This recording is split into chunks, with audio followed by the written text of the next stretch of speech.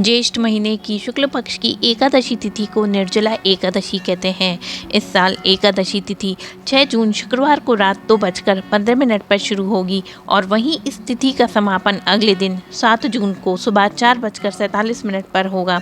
यानी ज्योतिषाचार्यों के अनुसार दोनों ही दिन निर्जला एकादशी का व्रत रखा जा सकता है। मान्यता है कि इस दिन भगवान विष्णु जी की पूजा करने से सारी मनोकामनाएं पूरी होती हैं, सांसारिक सुख एवं मोक्ष भी मिलता है। निर्जला एकादशी का व्रत कैसे रखना चाहिए?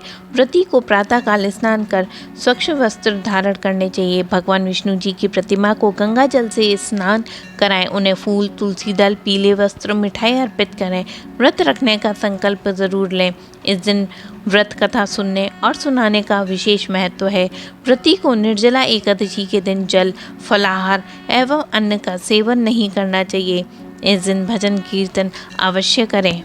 पौराणिक मान्यताओं के अनुसार निर्जला एकादशी व्रत के दौरान सत्य, अहिंसा एवं संयम का पालन करना चाहिए। व्रत रखने वालों को इस दिन किसी भी प्रकार के बुरे विचारों एवं कार्यों से बचना चाहिए। भगवान विष्णु के सामने संतान प्राप्ति की कामना करके व्रत का संकल्प लेना अत्यंत फलदायक माना जाता है।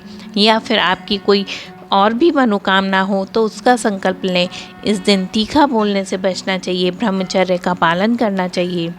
इस एकादशी पर जल दान, शरबत, हल्दी, पंखा, खरबूजा, छाता, तरबूज, अनाज, भोजन व वस्त्र का दान अपनी सामर्थ्य के अनुसार करना उत्तम माना जाता है। इन चीज़ों के दान से पुण्य फल प्राप्त होता है। भगवान विष्णु जी को पीला रंग बेहद पसंद है, इसलिए निर्जला एकादशी के दिन पीले रंग के कपड़े पहनने से व्रत का पूरा फल मिलता है। आप सभी को निर्जला एकादशी की हार्दिक शुभकामनाएं।